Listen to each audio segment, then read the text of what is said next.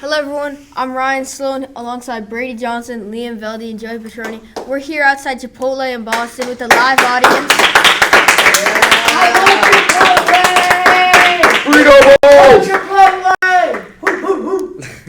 Obviously, you see, we're going to be giving out free chips after this for trivia. But first, we're going to talk about the hot topic in Boston, and that's the Boston Red Sox. Obviously, you've seen they had a really good streak coming on before the All-Star game, but right after the All-Star game, they went right back into a skid.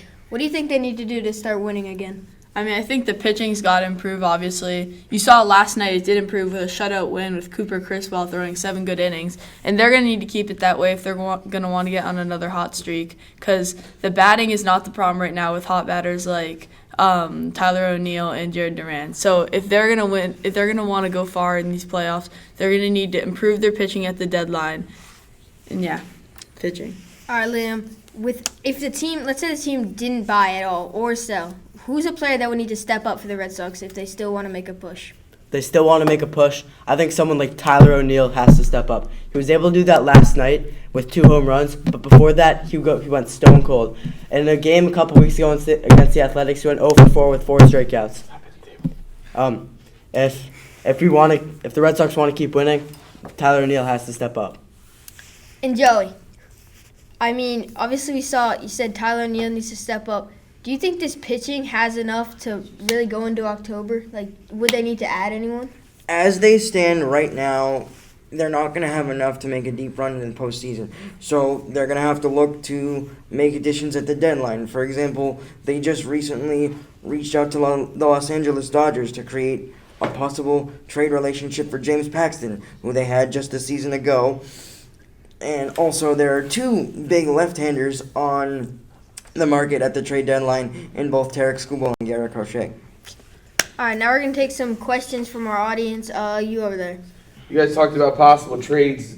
You think the Red Sox really have what it takes in their farm system to possibly trade for anybody good as a Tarek Skubal, as you guys said earlier? Brady, what do you think? I mean, we've seen that they have some really high prospects, but do you think they'd be willing to give up, like, someone like Marcelo Mayer, Roman Anthony, to really get, like, a good pitcher like that? Knowing the Red Sox, I don't think they will. I think they'll try to rely on their current pitchers to get them far, which it won't work. And that's what the Red Sox problem has been since their 2018 championship. They have not been able to buy in on pitchers at the deadline, and that's what cost them. Liam, what do you think? Same question as Brady. Similar to Brady, I don't think the Red Sox have enough assets down in the farm system to trade away those top players like Marcelo Mayer, Roman Anthony. If they want to get better, they need to trade someone up top of their roster versus down below. All right, we'll take another question. You in the Orioles shirt. Thank you so much. So, speaking of the Orioles, the Red Sox do play in the AL East, and I think that, right now, what do you see as really the ceiling for Boston? Because many people think it's just a division for the Yankees and the Orioles to compete for, and that the Red Sox may squeak into a playoff position. Do you think it's worth them buying, and do you think they could reach that Yankee or Oriole level to become World Series contenders sometime soon?